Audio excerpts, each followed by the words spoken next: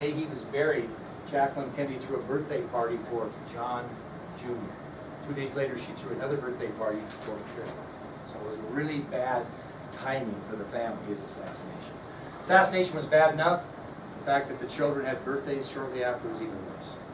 Well, in 1954, Senator Kennedy's political career came to an abrupt halt. His political career comes to an abrupt halt in 1954. Anybody want to know why? Anybody know why? Yeah, his back was killing. I mean, he just had serious back problems from birth, and then the accident with PT-109. And so what did he have to do? He had to go in for back surgery. Well, back surgery in 1954 was not like back surgery today. And if you survived back surgery, and by the way, he was read his last rites during surgery because they did not believe he would make it through the surgery because it was much different. But he survives, but the recuperation time is just not even close today. So he basically spent the years 1955 and 1956 recuperating. So his Senate career was put on hold, right? And that concerned his father because his popularity may diminish if he's not getting things done in the Senate. But he can't. He's recovering from back surgery. But he redeems himself because during that years of 55 and 56, what does he do?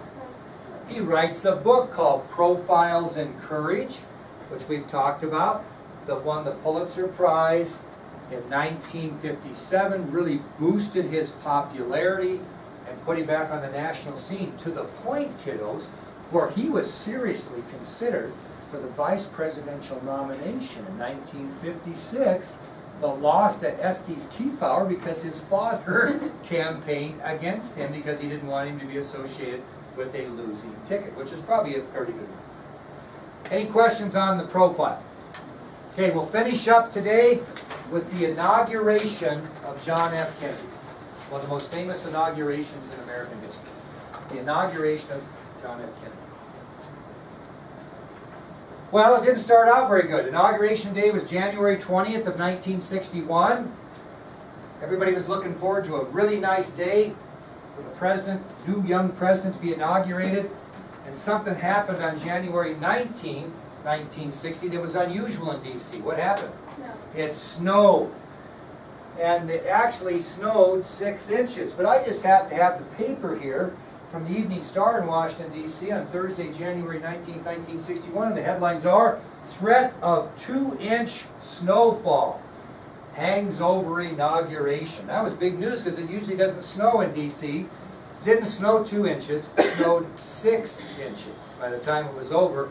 And it was a big deal because it kind of crippled traffic just a little bit for this big time inauguration. And it was cold. When the president gave his inauguration speech, which we'll talk about in a minute, you could actually see his breath. It was so cold. And everybody was bundled up. But even though the weather wasn't great, 20,000 people came to the east portico of the Capitol to witness the swearing in of the nation's 35th president, including all members of what? His PT-109 crew. We're all there. Now, he's not going to have a cabinet until he gets into office. Okay? But all the members of his PT-109 crew that survived were there as well. Now, the highlight to Kennedy of this inauguration was going to be a poem that was going to be read by his favorite poet, Robert Frost. He was all excited about that. When he was elected president, he and Frost were good friends, and he asked Robert Frost, who was in his latter years, "Would you please recite a poem at my inauguration? And better than that, Mr. Frost, would you write a new one? Just write one, just especially for my inauguration. I would be honored if you do that." And Frost agrees to do that. Okay? So Kennedy's elected president. Prior to his inauguration, he gets in contact with Robert Frost and asks him if he will recite a poem at his inauguration. And he says, "Could you do a new one? Could you do one you haven't done before?" Frost agrees.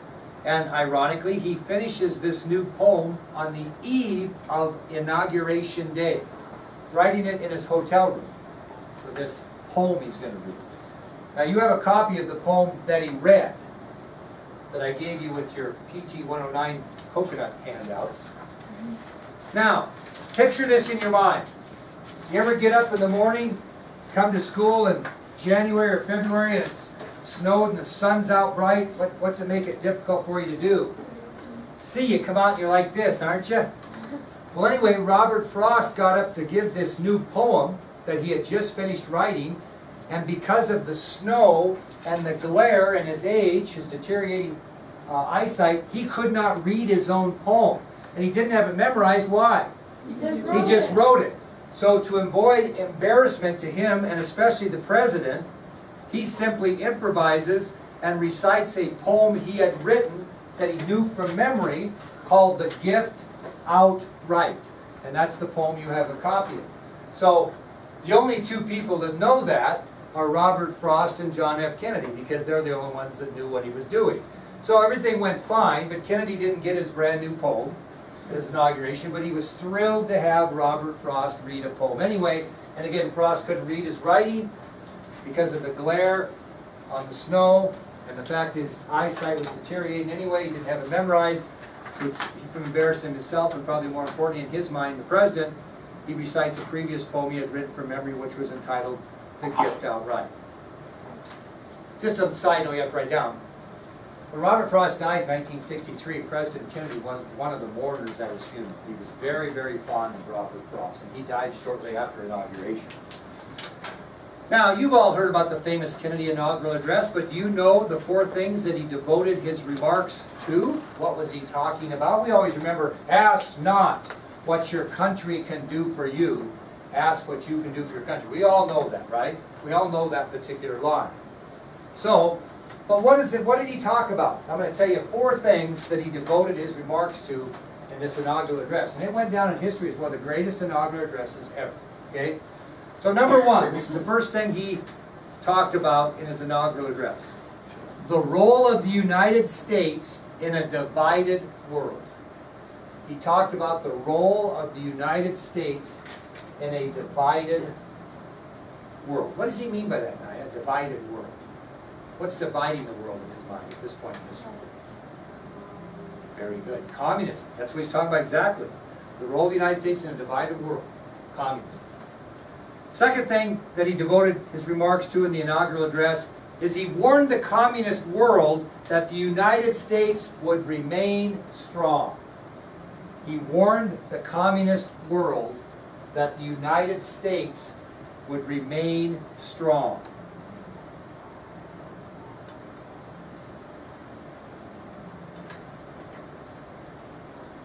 The third thing that he devoted his remarks in his inaugural address to was he urged both communist and non-communist countries to renew a search for world peace. Let's not be enemies. Let's get along. So again, he urged both the communist and non-communist countries of this world to renew a search for world peace. Renew the search for world peace. So far, he talks about the role of the United States in a divided world. He talks about warning. He warns the communist world that the United States is going to remain strong. He urges both communist and non-communist countries to renew a search for world peace. And the fourth thing he says is he challenges both communist and non-communist countries to join forces in a united fight against, quote, the common enemies of the world. So he challenges both communist and non-communist countries to join forces in a united fight against, quote, the common enemies of the world. He challenges both communist and non-communist countries to join forces in a united fight against, quote, the common enemies of the world. Here's one common enemy of the world: tyranny. What is tyranny? Rise of dictatorships and people ruling by violence. That's a common enemy of the world: tyranny. He listed 4. What's another common enemy of the world? Everybody has the same enemy, no matter where you live. Death. Poverty. Very good. Poverty. Poverty. That's a common enemy of the world. Did you say death? She said death. That's a finality. You can't control it. Tyranny. Poverty. What else is a common enemy of the world? Everybody gets it. Which is a disease. Disease. Very good. Disease is another common enemy of the world.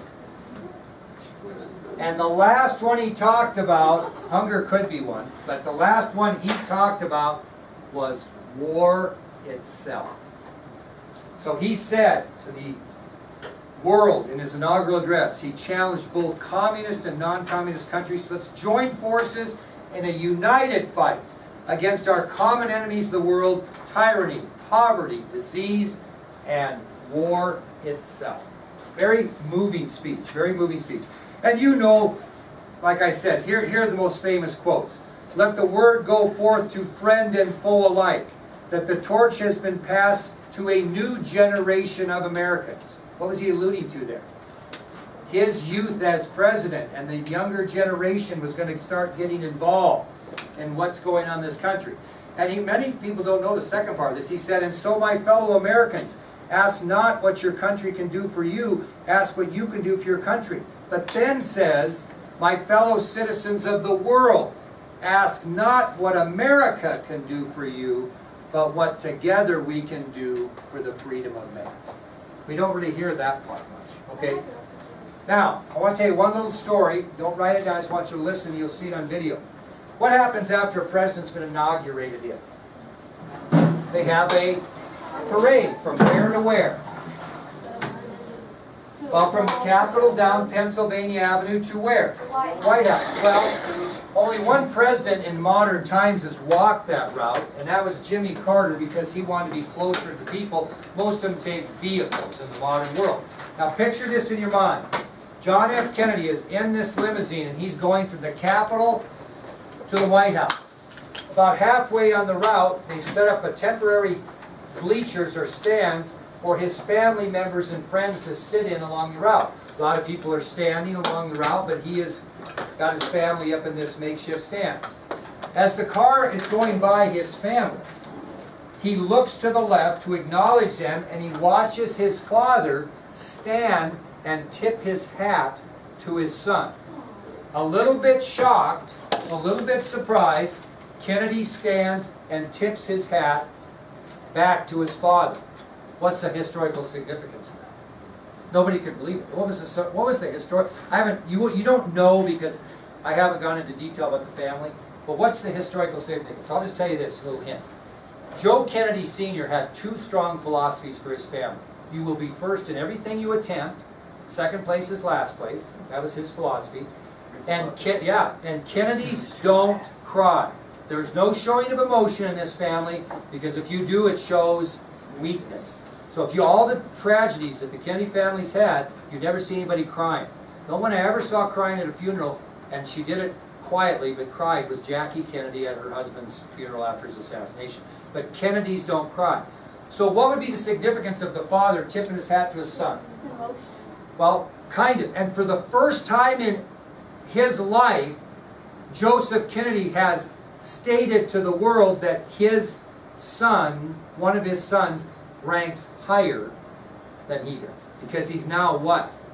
The President of the United States. The first time in history, Joe Kennedy acknowledges that one of his sons, one of his children, ranked higher than he, because he was the leader of the Kennedy dynasty.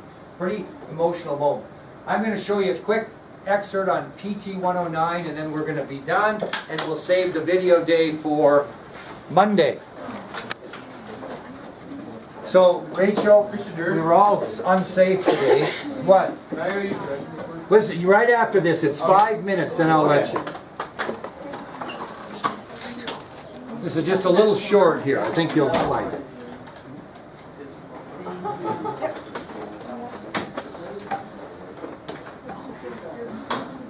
Just a little short here on PT 109. That's a pretty good picture, isn't it? The old bald eagle below the flag, pretty awesome. Is that flag? Okay, here we go.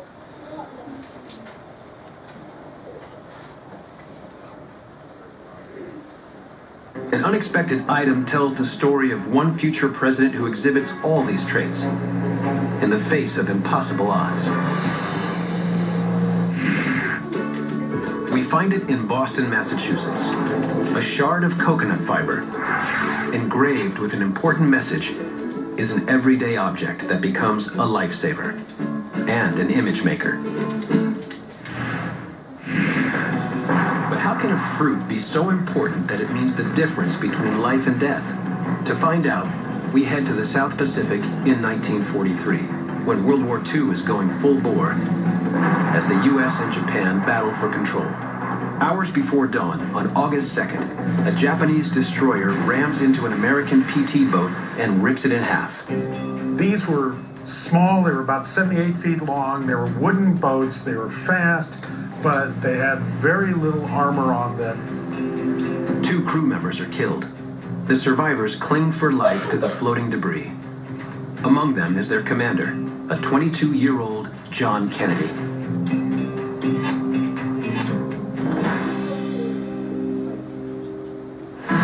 It was such a horrendous attack that all of the other boats that were with JFK, they didn't even check for survivors. They just took off.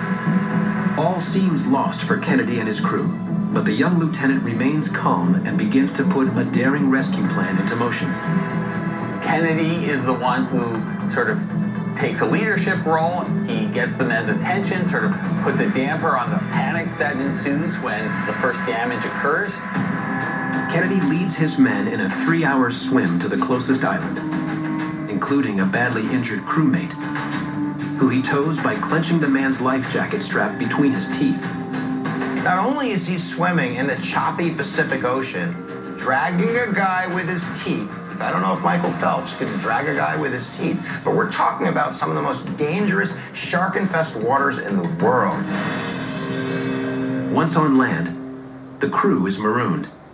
They don't have water, they don't have food, and there was really no hope of rescue. So what Kennedy would do, night after night, is he would swim out in the middle of the night in shark-infested waters out into the shipping channel in hopes that he could see an Allied boat and flag it down with a flashlight. Now, of course, there are also Japanese boats going out there. That took guts. Kennedy swims out every night for 4 nights with no sign of rescue, until he finally encounters some local islanders. And that's where the coconut comes I in. don't quite have the whole story here, but whatever. Kennedy takes a coconut and he carves a message in this coconut. He says 11 alive, native knows position and reef. And then he signs his name Kennedy. Kennedy gives the coconut to the islanders and instructs them to take it to the PT base on an island 38 miles away. Their rescue comes 2 days later. He's awarded the Navy and Marine Corps Medal, and the PT-109 story becomes a powerful weapon in his political arsenal. It catapulted him into the eyes of the American people and really helped out with his campaign. To the Senate and eventually the White House. Why don't you tell us about that coconut on your desk? Well, our PT boat was sunk by a Japanese destroyer, and we found a native and gave him a coconut and wrote a message on it, and I kept it as a memento. When John F. Kennedy ran for president, the PT-109 incident defined in the public mind who Kennedy was. It created an aura about him that this was a man that we could trust with our country. The 1960 election is one of the closest elections in American history. Truly, anything could have changed that election. And if it wasn't for the PT-109 incident, I don't think JFK wins that race. I think it's President Nixon in 1960. And if you can imagine how different history would be, Vietnam, the Bay of Pigs, Cuba. In many ways, if not for a coconut, there may not have been Camelot.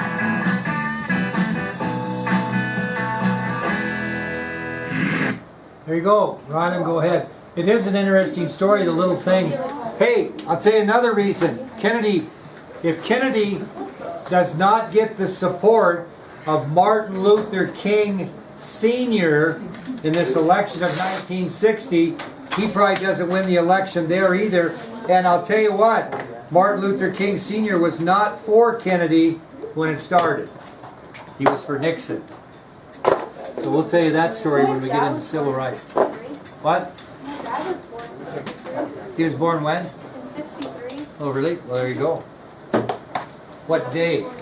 August 24th. All right, Rachel, to get the lights there. McKenna, you're free to roll, girl, when you're ready.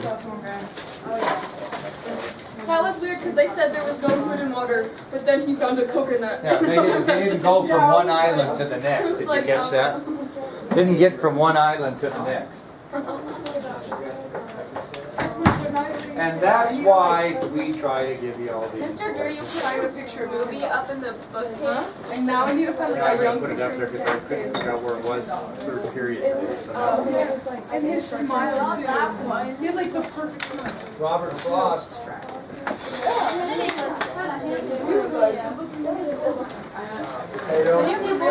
Somebody's fault.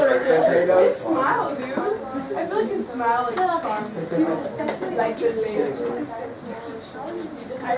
Like he just had, like he just had like horse like flash a smile and throws back.